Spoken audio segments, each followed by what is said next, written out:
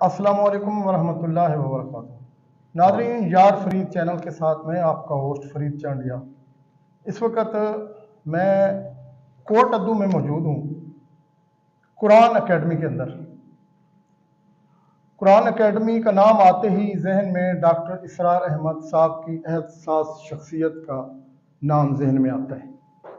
Doctor صاحب وہ شخصیت تھے جو مفسر قرآن، محقق، مصنف اور ایک بہترین داعی حق تھے۔ ڈاکٹر صاحب کی جو زندگی ہے وہ پوری کی پوری حاکمیت اللہ کے گرد گھومتی ہے۔ زمین کے اوپر اللہ کی حاکمیت کے نظام کو ہمیشہ پروان چڑھانے کے لیے ڈاکٹر صاحب کی کاوشیں سب سے اوپر نظر آتی ہیں۔ یہ انہی کے تنظیم کے نام کے اوپر بنائی گئی اکیڈمی قرآن اکیڈمی کوٹ ادو، ضلع مظفر گڑھ، تحصیل کوٹ ادو کے اندر یہ اکیڈمی واقع ہے۔ اور اس اکیڈمی کو جو وہ چلا رہے ہیں وہ جناب جام عابد صاحب ہیں، جو اس وقت میرے ساتھ موجود ہیں۔ یہ جو کاوشیں ہیں ڈاکٹر صاحب کی، ان کی جو دینی خدمات ہے وہ کتنی حد تک مؤثر ہے معاشرے کے اندر، اور مزید کتنی کوششیں یہ لوگ کر رہے ہیں، اسی کے سلسلے میں ہم حاضر ہوئے ہیں، ان سے بات کرتے ہیں۔ السلام علیکم ورحمۃ اللہ وبرکاتہ۔ وعلیکم السلام ورحمۃ اللہ عابد صاحب، سب سے پہلے تو میں آپ کا شکر گزار ہوں کہ آپ نے ہمیں تھوڑا سا ٹائم دیا ہے بات چیت کرنے کا۔ میں بلکہ آپ کا ہی شکر گزار ہوں کہ آپ نے اس کام کے لیے خاص طور پر اللہ کے دین کے حوالے سے یہ کوشش کر رہے ہیں کہ بہتر سے بہتر طور پر یہ باتیں عوام الناس تک جو ہے وہ پہنچیں، اس میں ہم بھی آپ کے شکر گزار ہیں۔ اللہ تعالیٰ آپ کی اس محنت کو قبول فرمائے۔ آمین۔ پہلا سوال میرا آپ سے یہ ہے کہ ڈاکٹر اسرار احمد صاحب جو تھے، ان کا زندگی کا نسب العین کیا تھا؟ ڈاکٹر صاحب کی جو کتب کا ہم نے مطالعہ کیا ہے تو اس میں انہوں نے یہ بات ہمارے سامنے رکھی ہے کہ ایک فرد کا جو نسب العین ہے جی، وہ اللہ تعالیٰ کی رضا ہے۔ جی، اب اللہ تعالیٰ ہم سے راضی کیسے ہوگا؟ تو وہ ہے اس کی طرف سے جو فرائض ہمارے اوپر عائد ہوتے ہیں، دینی ذمہ داریاں جو عائد ہوتی ہیں، ان کو ہم ادا کریں گے اللہ تعالیٰ کی رضا کے لیے، تو یقیناً اللہ تعالیٰ ہم سے راضی ہوگا۔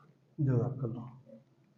ڈاکٹر صاحب نے تنظیم اسلامی کی بنیاد ڈالی تھی، اور اس کے اندر انہوں نے اپنی کوششیں اور کاوشیں اور اپنا اسٹرکچر بنایا، تو وہ کتنا مؤثر رہا ہے اس پاکستان کے نظام کے اندر؟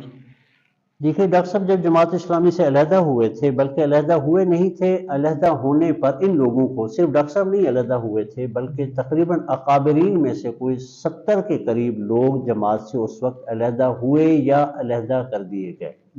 وجوہات کیا تھیں اور کیا کچھ ہوا تھا، اس پہ ڈاکٹر صاحب کی ایک اور کتاب ہے، تحریک جماعت اسلامی کا ایک گم شدہ باب، یہ بھی ضخیم کتاب ہے، اس میں ساری تفاصیل دی گئی ہیں۔ بہرحال جب یہ لوگ جماعت اسلامی سے جو ہے وہ علیحدہ ہوئے تو اس وقت ڈاکٹر صاحب کی عمر 24 سال تھی۔ اب جو اکابرین تھے، جن میں مولانا امین حسین اصلاحی صاحب تھے، اور وہ پوری جائزہ کمیٹی بھی جماعت سے مستعفی ہوئی تھی، تو ان لوگوں سے ڈاکٹر صاحب نے یہ کہا کہ اب ہم اکٹھے ہوئے تھے اقامت دین کے فریضے کی ادائیگی کے لیے، اب جماعت سے علیحدہ ہونے کی بنیاد پر وہ فریضہ تو ہم سے ساقط نہیں ہو گیا، لہذا آپ کوشش کریں، آپ جو ہے وہ جماعت بنائیں، آپ اس کی امارت سنبھالیں، اور میں جو ہے وہ تمہارے ساتھ مل کر جو ہے وہ کام کروں گا۔ اب اس پر جو ہے 1965-66 کے اندر جو ہے وہ باقاعدہ ایک ابتدائی جو بھی کوئی سیٹ اپ تھا باقاعدہ بنا تھا، لیکن پھر جو بھی اکابرین تھے وہ آگے نہیں بڑھے، تو ڈاکٹر صاحب نے یہ کہا کہ میں نے تو اکیلے طور پر یہ کام کرنا ہے، مجھ سے تو یہ فرض ساقط نہیں ہوا۔ پھر 1966 میں ڈاکٹر صاحب جو ہے اسی کام کے لیے لاہور منتقل ہو گئے تھے۔ انہوں نے دروس قرآن کے ابتدائی طور پر حلقے قائم کیے، اور پھر لوگوں کے اندر یہ فکر اجاگر کیا۔ اس کے نتیجے میں 1972 کے اندر مرکزی انجمن خدام القرآن قرآن اکیڈمی کے نام سے لاہور میں قائم ہو گئی۔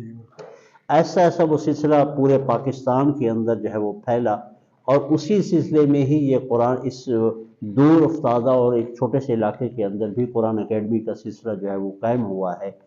پورے پاکستان کے اندر اور بہت شہروں کے اندر قرآن اکیڈمیز کا سلسلہ یہ قائم ہے۔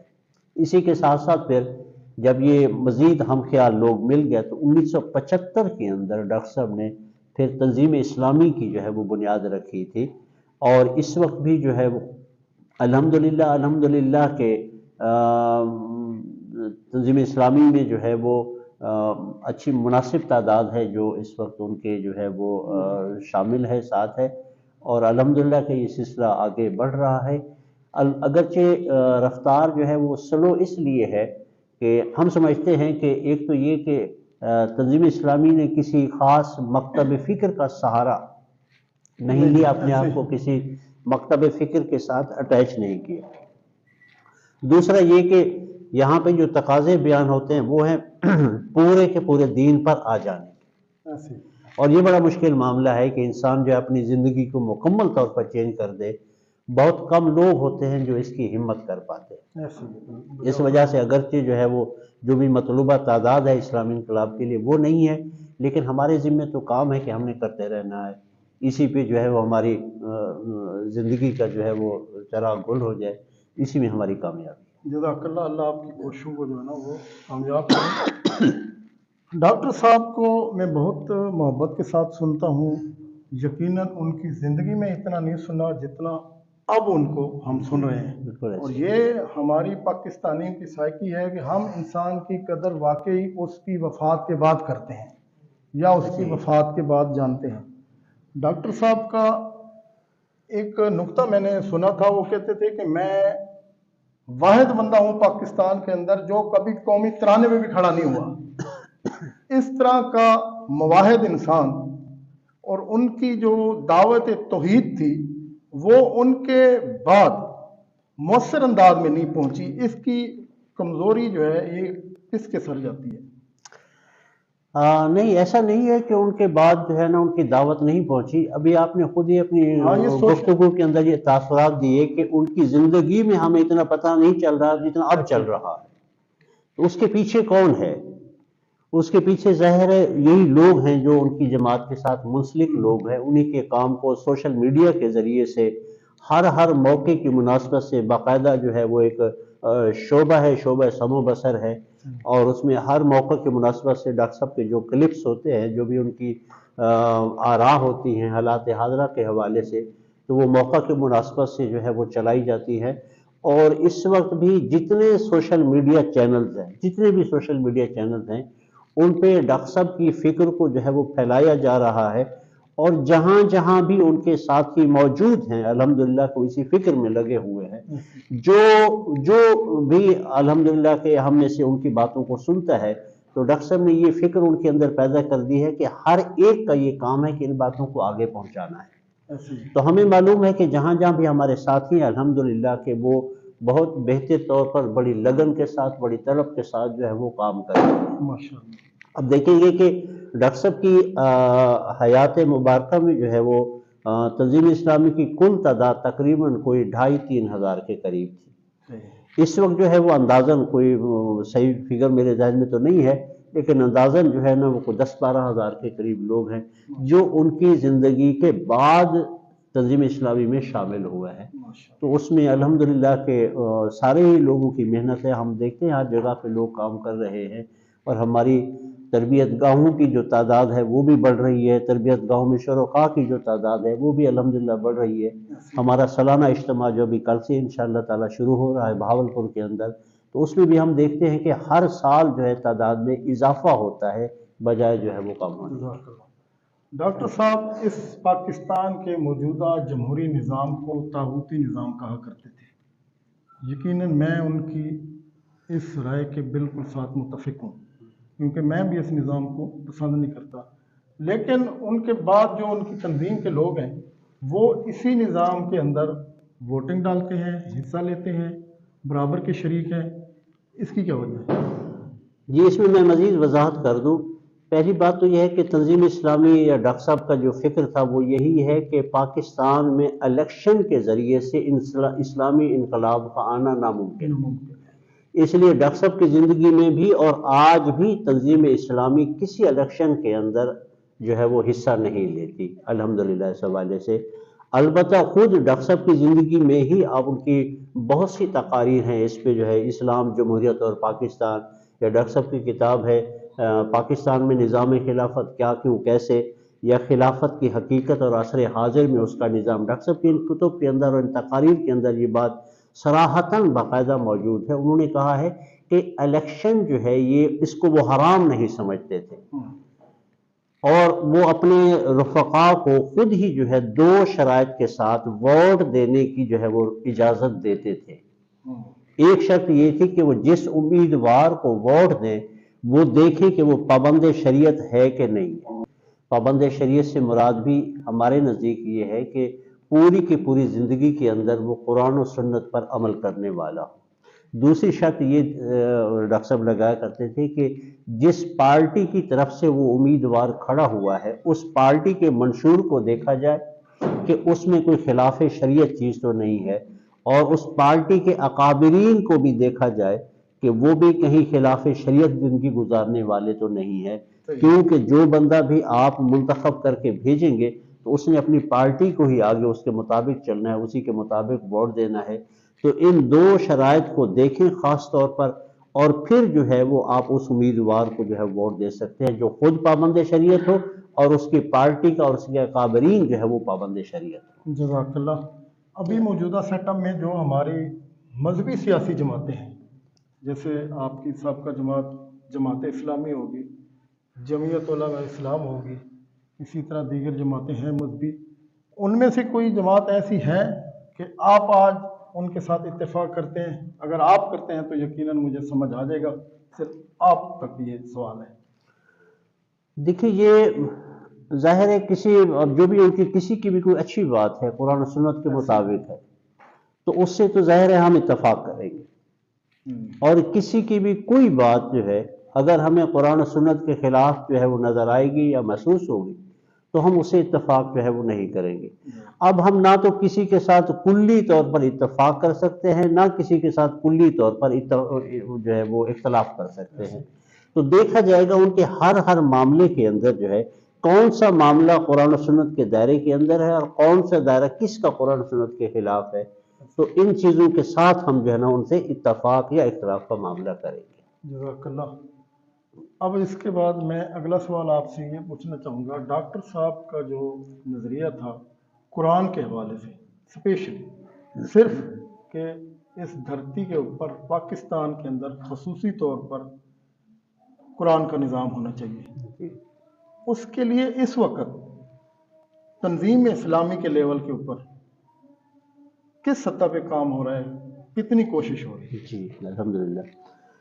ठीक है, डॉक्टर साहब का जो उन्होंने हमें फ़राइज़ दीनी का तसव्वुर, जो उनका किताबचा है फ़राइज़ दीनी का जामे तसव्वुर, एक तो ये कि तसव्वुर दीन वो क्या है वो हमें बताया कि इस्लाम मुकम्मल ज़ाब्ता-ए हयात है, कंप्लीट कोड ऑफ लाइफ है। इससे मुराद क्या है कि इंसानी ज़िंदगी के अंदर 6 बुनियादी चीज़ें होती हैं, अक़ायद, इबादात, रसूमात, मुआशरत, मईशत और सियासत। ये हैं बड़े बड़े हिस्से इंसानी ज़िंदगी के, और इस्लाम चूँकि मुकम्मल ज़ाब्ता हयात है तो ये 6 की 6 चीज़ें इस्लाम के अंदर मौजूद हैं। एक तो हमें ये तसव्वुर दिया, दूसरा ये बताया कि हमारे फ़राइज़ क्या है। तो हमारे ऊपर फ़र्ज़ है कि हमने इस पूरे के पूरे दीन पर चलना है, यानी 6 के 6 गोशों में दीन की तालीमात पे अमल करना है। दूसरा फ़र्ज़ हमारे ऊपर ये है कि हमने इन बातों को आगे पहुंचाना है, यह है दावत, तबलीग, अमर बिल मारूफ, नही अनिल मुनकर, ये भी हमारे ऊपर फ़र्ज़ है। और तीसरा फरीज़ा हमें ये बताया कि अल्लाह के इस दीन को कायम करना, नाफिज करना, गालिब करना और बातिल अदियान को हटा के इसको आगे लाना, ये भी हमारे ऊपर अज़रुए कुरान और सुन्नत फ़र्ज़ है। अब उस फ़र्ज़ की अदायगी के लिए डॉक्टर साहब भी लगे रहे, लोगों को दावत देते रहे, कोशिश करते रहे, और तमाम अहले पाकिस्तान को, तमाम आलम इस्लाम को इस बात की दावत देते रहे कि दीन को कायम करना हमारे ऊपर फ़र्ज़ है। अब उसके लिए उन्होंने तरीक़ाकार भी बता दिया है।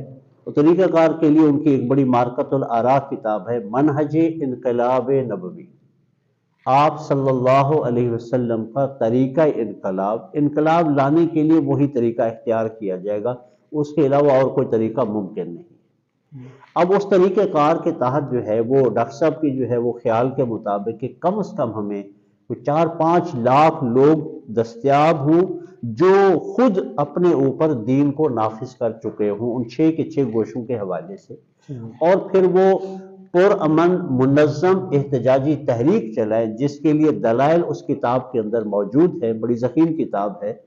تو اس کے مطابق جو ہے نا وہ تنظیم اسلامی اس وقت بھی کام کر رہی ہے اور اس فکر کو لوگوں تک پہنچا رہی ہے کہ سارے مل جل کر ایک پلیٹ فارم پہ اکٹھے ہوں، کم از کم جو ہے وہ 4-5 لاکھ افراد ہوں، تاکہ آگے کا جو مرحلہ ہے وہ ہے پرامن منظم احتجاجی تحریک، جس کی تفاصیل اس کتاب کے اندر موجود ہے، اس کے مطابق کام کیا جائے۔ تو اس پہ ہم کام کر رہے ہیں الحمدللہ۔ جزاک اللہ۔ اگلا سوال ہے ڈاکٹر صاحب، سب سے زیادہ جس چیز پہ زور دیتے تھے وہ ہے موجودہ دور کا سودی نظام، جو پوری طرح ہم پاکستانی کو اپنی لپیٹ میں لے چکا ہے۔ اس کے لیے ان کی دعوت مؤثر ترین تھی یقیناً، اور ہر بندہ اس کی جو ماخذ ہے اس کے ساتھ اتفاق کرتا ہے کہ جی واقعی یہ سودی نظام کے اندر ہم لپیٹ میں آ چکے ہیں۔ لیکن تنظیم اسلامی نے خود کوئی کوشش کی ہے جس طرح کوئی اپنا بینک قائم کر سکیں یا لوگوں کو اس سے چھٹکارے کے لیے کوئی عملی نمونہ دکھا سکیں؟ اس کے لیے کوئی کاوش کی ہے یا ابھی کوئی کرنے کا ارادہ ہے؟ جی ایسے ہے کہ سب سے پہلی بات تو یہ ہے کہ میں خود ڈاکٹر صاحب کی اس تحریک کے حوالے سے میری ایک سودی ادارے کے اندر ملازمت تھی، تو اور میں نے ڈاکٹر صاحب سے ہی مل کے باقاعدہ میں نے ڈاکٹر صاحب سے پوچھا کہ میری جو ہے ایک ادارے کے اندر جو ہے وہ بینک کے اندر جاب ہے، تو میں اسے جاری رکھوں یا نہ رکھوں۔ صحیح ہے۔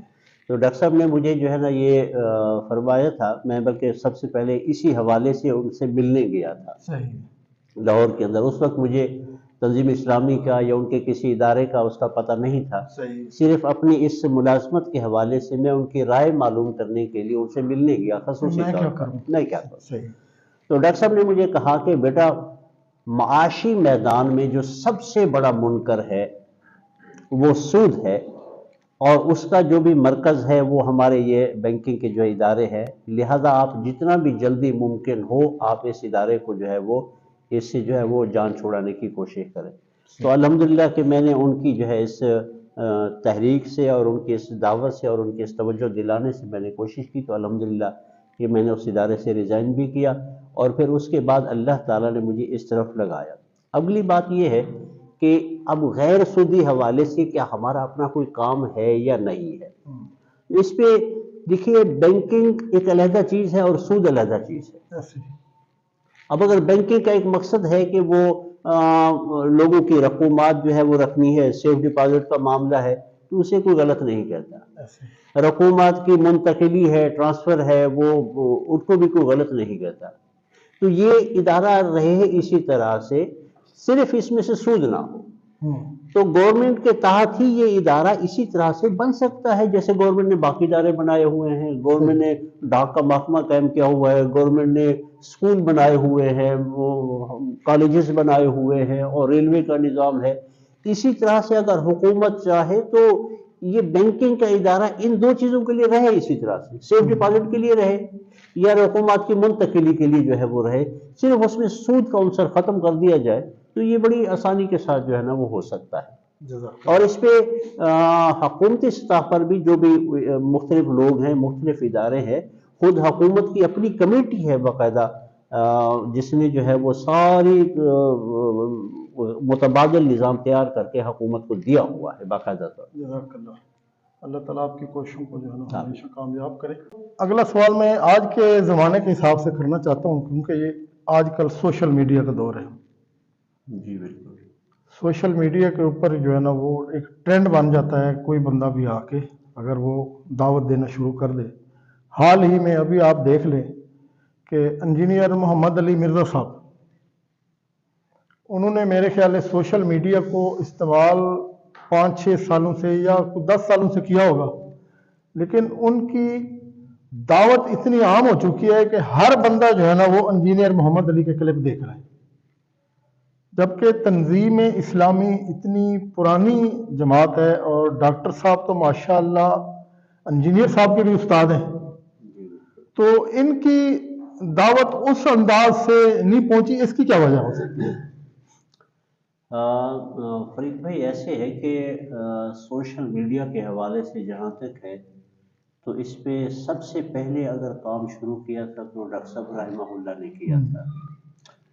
پی ٹی وی کو انہوں نے جوائن کیا، اور پی ٹی وی جب ایک چینل ہوتا تھا تو پورے پاکستان کے گھر میں جہاں بھی وہ کوئی ٹی وی ہوتا تھا تو ڈاکٹر صاحب کی بات پہنچتی صحیح، تھی، اور اسی وقت سے ان کی ریکارڈنگز باقاعدہ جو ہے وہ موجود ہیں۔ بعد میں بھی جو ہے وہ ان کے جو بھی بیانات ہوتے تھے ان کی آڈیو ریکارڈنگ، ویڈیو ریکارڈنگ بھرپور طور پر جو ہے وہ کی گئی ہے۔ ایسے پہلے بھی جیسے میں نے عرض کیا کہ اس وقت بھی باقاعدہ الحمدللہ کے شعبہ قائم ہے ہمارا، شعبہ سمو بصر کا، کہ جو سوشل میڈیا کے حوالے سے جتنے بھی چینل ہیں، اگرچہ میں خود سوشل میڈیا پہ کوئی زیادہ کوئی انفارمیشن نہیں رکھتا، کوئی زیادہ ایکٹیو بھی نہیں ہوں، اور زیادہ سے زیادہ میں واٹس ایپ کا استعمال کر لیتا ہوں، لیکن یہ ہے کہ جتنے بھی سوشل میڈیا چینلز ہیں تو الحمدللہ کہ ہر میڈیا پہ ڈاکٹر صاحب کی فکر کو پہنچایا جا رہا ہے، اور ایسا بھی نہیں ہے کہ ڈاکٹر صاحب کی باتیں جو ہے وہ لوگوں کے علم میں نہیں ہے۔ میں تو میرا ایک گاؤں سے پس منظر ہے، تو میں کسی گاؤں میں بھی جاتا ہوں تو جن کے پاس بھی کوئی اینڈرائڈ موبائل ہے تو وہ ڈاکٹر صاحب کے نام سے، ڈاکٹر صاحب کی باتوں سے الحمدللہ کہ اچھی طرح سے واقف ہیں، اور بڑے اچھے تاثرات کا اظہار کرتے ہیں۔ ابھی جیسے آپ نے بھی جو ہے وہ اپنا اظہار خیال فرمایا کہ ہمیں ڈاکٹر صاحب کے بارے میں پہلے پتہ نہیں تھا ان کی زندگی جو میں، بعد میں پتہ جتنا چلا، ہمیں اب پتہ چلا ہے۔ ایسے ہی تو اب کا جو ہے سورس کیا ہے، وہ یہی سوشل میڈیا ہے۔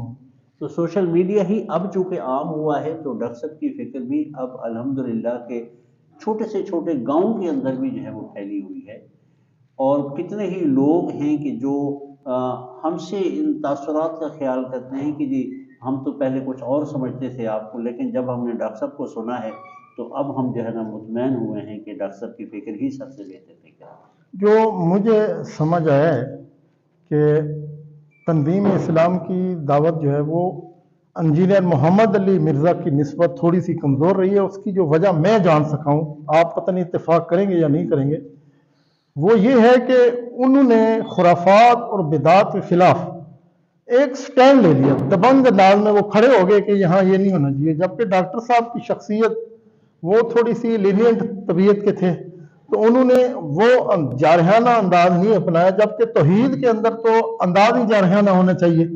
اگر ڈاکٹر صاحب نے مصلحت اختیار کی ہے تو موجودہ دور کے اندر ان کی جماعت کو تو وہ پالیسی نہیں اپنانی چاہیے، آپ بھی سٹینڈ لے کے کھڑے ہو جائیں کہ یہ خرافات ہیں اور ڈٹ جائیں اور اس کے اوپر کام کریں، تو میرے خیال میں آج بھی ڈاکٹر صاحب کے افکار بہت زیادہ غالب آ جائیں گے۔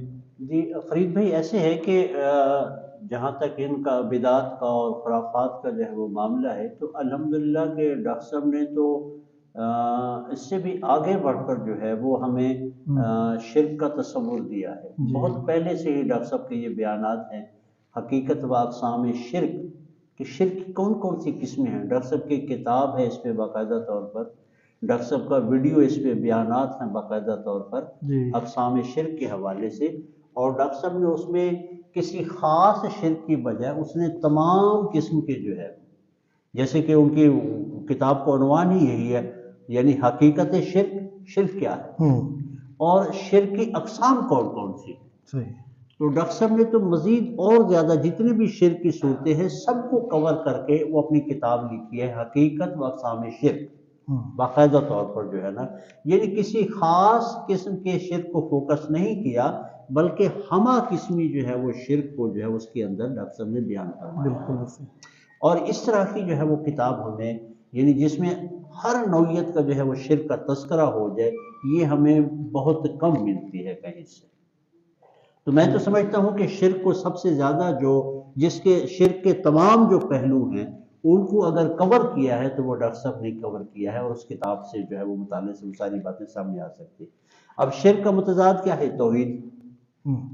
تو توحید پہ بھی ڈاکٹر صاحب کے لیکچرز ہیں باقاعدہ طور پر، اور جو ہے ان کی کتاب ہے باقاعدہ طور پر، ابھی میں انشاءاللہ تعالیٰ آپ کو ہدیہ بھی کروں گا، یہ دونوں کتابیں جو ہے جزاک اللہ۔ حقیقت و اقسام شرک اور توحید عملی کہ توحید کے مختلف پہلو کون سے ہیں، اس کو ڈاکٹر صاحب نے جتنا جو ہے وہ بیان کیا ہے باقاعدہ، تو میرا نہیں خیال کہ میرے علم میں ایسی جو ہے وہ نہیں ہے کہ کسی اور نے اسے بہتر نہیں، میں یہ نہیں کہہ رہا کہ ان کی دعوت ان کی حق بہترین انداز میں تھی، لیکن میرا کہنے کا نقطہ نظر یہ ہے کہ وہی دعوت دوسرے جو آج کل کے جو لوگ آگے ہیں دائی، خصوصی طور پر سوشل میڈیا پہ، ان سے آگے نہیں گئی تھی بہترین قسم کی دعوت۔ میں یہ پوچھ رہا ہوں کہ اس میں کوئی کمزوری سوشل میڈیا کے حوالے سے کہاں پہ رہ گئی؟ کوئی آپ لوگوں نے نیٹ ورک نہیں بنایا، کوئی اسپیشل لوگوں کو ٹاسکنگ نہیں کی، اس کی یہ وجہ پوچھ۔ الحمدللہ کہ یہ ڈاکٹر صاحب کے نا اب ظاہر ہے یہ سارے لیکچر ڈاکٹر صاحب کے موجود ہیں سوشل میڈیا پہ۔ اب جب ہم کلک کرتے ہیں کہ حقیقت اقسام شرک، تو ان کی پوری جو ہے نا وہ آ جاتی ہے، اسی طرح سے ان کے جو توحید عملی کے جو لیکچر ہیں وہ بھی سارے آ جاتے ہیں۔ اب اس میں چونکہ یہ ہے کہ کسی خاص ایک ہے نا کسی خاص پہلو کو، شرک کے کسی خاص پہلو کو جب فوکس کیا جائے گا تو ظاہر ہے وہی بہت زیادہ نمایاں ہو جائے گا اور باقی جو ہے نا وہ پیچھے ہو جائیں گے۔ تو جب وہ اس میں ڈاکٹر صاحب نے ہر بات کو جو ہے وہ باقاعدہ اس کتاب کے اندر واضح فرمایا ہے، اب کتابی شکل میں بھی موجود ہے، وہ آڈیو ویڈیو کی شکل میں بھی موجود ہے۔ اب ظاہر ہے ان کے جو شرک پہ جو لیکچر ہے وہ 6 گھنٹے کے لیکچر ہے، اب وہ 6 گھنٹے کا لیکچر جو ہے نا وہ کسی کے لیے جو ہے وہ سننا بڑا گران گزرتا ہے۔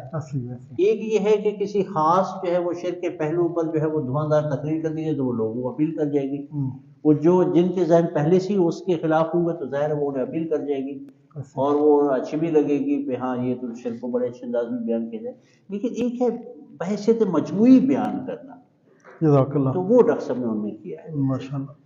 اگلا جو اہم سوال میرے دماغ میں آ رہا ہے، پاکستان کے اندر ہم اپنی عوام کی بات کرتے ہیں کہ ہمارے ہاں دعوت پہنچانے کا مؤثر ترین طریقہ جو ہے وہ اجتماعات ہے۔ جی دیکھیں نا جی، سیاسی جماعتیں بھی اپنے اجتماعات کرتی ہیں، مذہبی جماعتیں بھی کرتی ہیں، اس کے علاوہ معاشرے کے اندر اپنے اپنے طریقہ کار کے مطابق، اب ہم اپنے بریلوی بھائیوں کے مکتبہ فکر کی بات کریں گا تو ان کے ہاں بہت زیادہ اجتماعات ہوتے ہیں۔ دیکھیں جی، ان کے مذہبی اجتماعات سب سے زیادہ ہیں، جیسے کہ کول خانی ایک اجتماع ہے، ٹھیک ہے، قوالی ایک اجتماع ہے، محفل سماع ایک اجتماع ہے، عرس ایک اجتماع ہے، اسی طرح بہت سارے۔ تو ان کے پاس مؤثر طریقہ ہے کہ وہ اپنے داعیان کو سامنے کھڑا کرتے ہیں اور اس مجمع سے خطاب کر کے اپنی دعوت فٹافٹ پہنچا دیتے ہیں۔ تو تنظیم اسلامی اس طرح کے اجتماعات کیوں نہیں کراتی؟ ڈاکٹر صاحب کہ میں لیکچر سنتا رہا ہوں پیس ٹی وی کے اوپر، واقعی وہ بڑے مجمع سے خطاب کرتے تھے، لیکن پاکستان کی سطح پہ اس طرح کے اجتماعات کر کے آپ نہیں سمجھتے کہ آپ کا پیغام جو ہے نا مؤثر انداز سے پہنچے گا؟ اس کے لیے بھی کوشش ہے؟ جی الحمدللہ اس حوالے سے بھی کوشش ہے۔ ہمارے نظم کے اندر جو بھی لوگ منسلک ہیں، قریب ہیں، انہیں پتہ ہے کہ ہمارے ہاں اجتماعات کی جو ہے نا وہ کیا ہمارا تو تنظیمی طور پر جو ہے وہ ایک اجتماع ہوتا ہے جو ہمارا ہر ہفتے ہوتا ہے، اب وہ مقامی سطح کا اجتماع ہے۔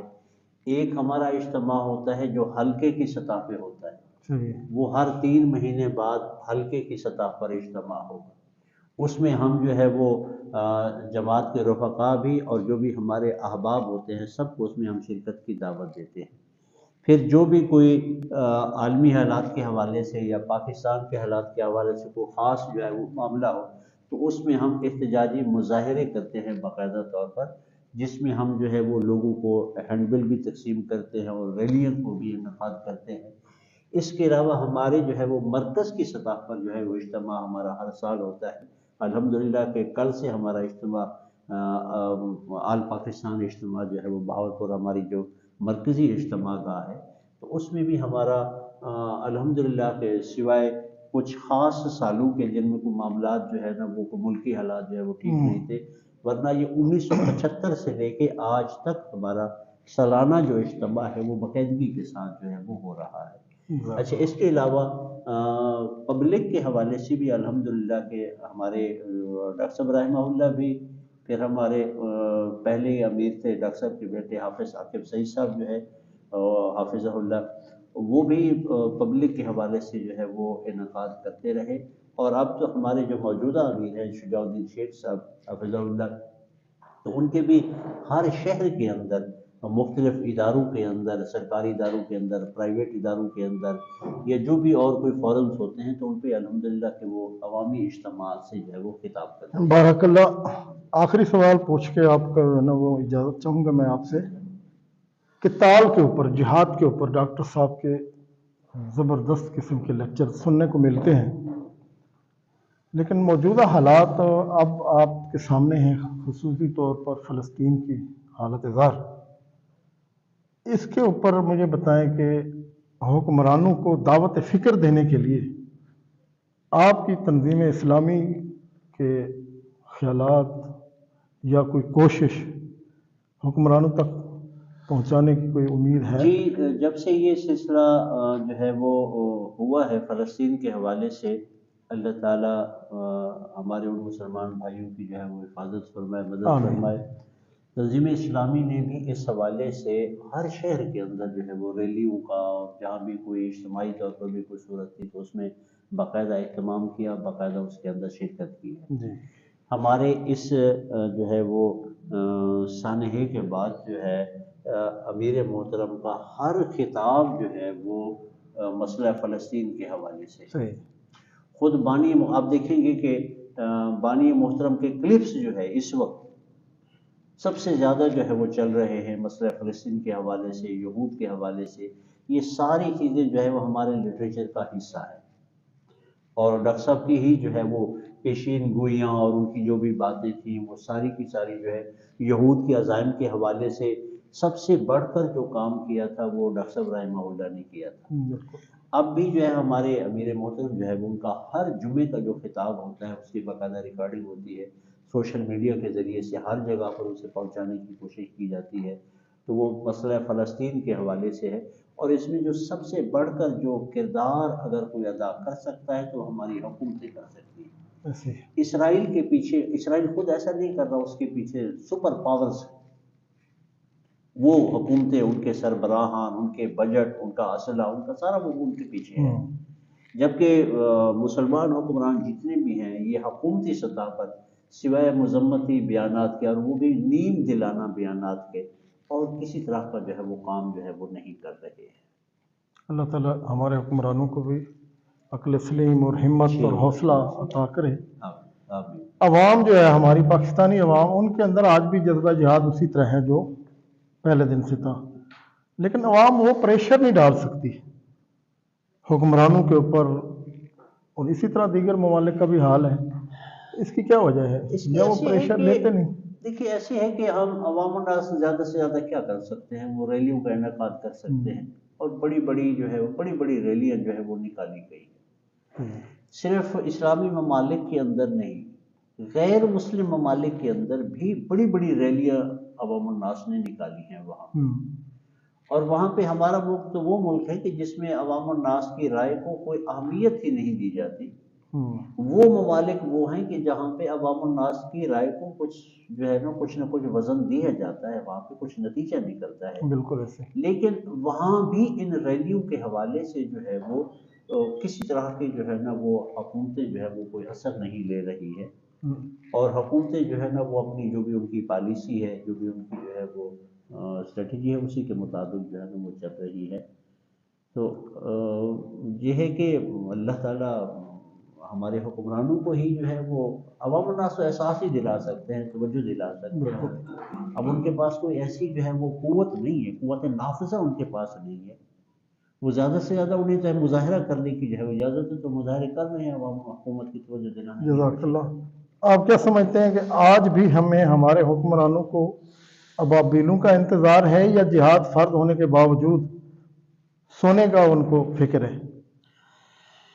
جی، اصل میں یہ اللہ تعالیٰ کا جو قانون ہے وہ کسی کے لیے تبدیل نہیں ہوتا ہے، تو فلسطینی ہی جو ہے وہ مفکر تھے کہ وہ شہید ہو گئے ہیں، ان کا نام اس وجہ سے اتر رہا ہے، معروف ہیں بہت زیادہ، تو انہوں نے یہ کہا کہ مسلمان جو ہے آج بھی یعنی 1.5 ارب اس وقت جو ہے جب انہوں نے یہ بات کہی تھی تو 1.5 ارب مسلمان تھے، تو 1.5 ارب مسلمان جو ہے وہ دعا کر رہے ہیں اے اللہ تعالیٰ ہمیں 80 لاکھ فلسطینیوں سے ہمیں 80 لاکھ اسرائیلیوں سے نجات دینے کے لیے ابابیلوں کو جو ہے وہ بھیج۔